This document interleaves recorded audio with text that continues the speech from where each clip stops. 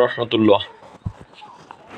দেখেন, আজকে সপ্তাহের প্রথম কার্যদিবস মাইনাস যদি আপনি করেন গত সপ্তাহের 5 কার্যদিবস, ইজিকল টু কি আসবে জানেন?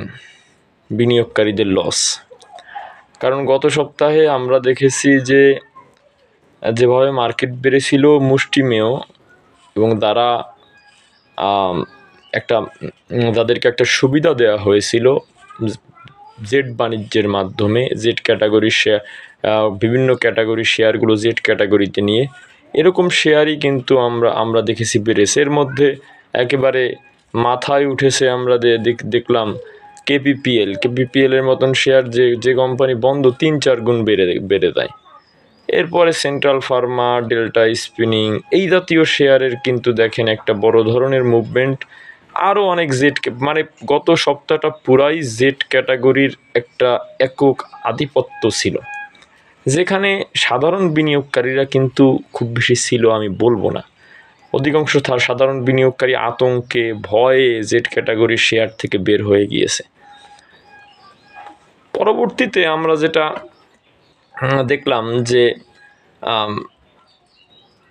তারা বের হয়ে যাওয়ার পরে কিন্তু এই শেয়ারগুলো মুভমেন্ট করা শুরু হয়েছে।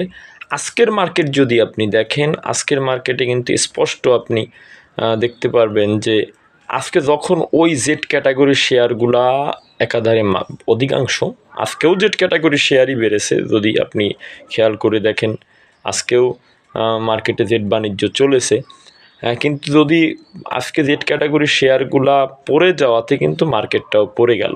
কারণ অনেক শেয়ারকে, ইন্ডেক্সের সঙ্গে 87টা শেয়ারকে যোগ করা হয়েছে, এরকম শেয়ার তারা পড়ে যাওয়াতে মার্কেট পড়ে গেল। সঙ্গে সঙ্গে গত সপ্তাহে যে শেয়ারগুলো পড়েছিল সেগুলোও পড়ে গেল। তাহলে লুজার কারা হলো?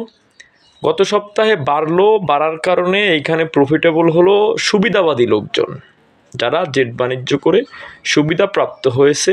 তারা এরকম বিনিয়োগকারীরই, এরকম স্মার্ট বিনিয়োগকারী বা কারসাজি চক্রের লোকজন প্রফিটেবল হয়েছে। সঙ্গে সঙ্গে একদিনে মার্কেট পড়াতে গত সপ্তাহে তো অধিকাংশ শেয়ার, ভালো শেয়ার ওঠেনি, বিনিয়োগকারীরা লুজার ছিল, বা যেসব শেয়ারে বিনিয়োগকারীরা আছে সেসব শেয়ারের কোনো মুভমেন্ট নেই, সেখানে লুজার ছিল। আর আজকের মার্কেট মাইনাস হওয়াতে 240টা কোম্পানি মাইনাস, তার মানে বিনিয়োগকারীরা আজকেও শেষ। তাহলে যদি আপনি গত সপ্তাহ ধরেন এবং আজকের মার্কেট ধরেন, আজকের মার্কেটের সঙ্গে গত সপ্তাহ বিয়োগ করলে রেজাল্ট আসে লস। বিনিয়োগকারীরা পুরাই লসে আছে, গত সপ্তাহ দ্বারাও কিছু হয়নি, আজকের মার্কেট দ্বারাও কিন্তু পুরা লস। এই অবস্থা থেকে উত্তরণের জন্য আমরা চাই যে এই কমিশনের পদত্যাগ। আজকে আমি একটা পোস্ট দেখলাম যে কে নাকি কোন দলের রোকন সদস্য, এই জন্য তাকে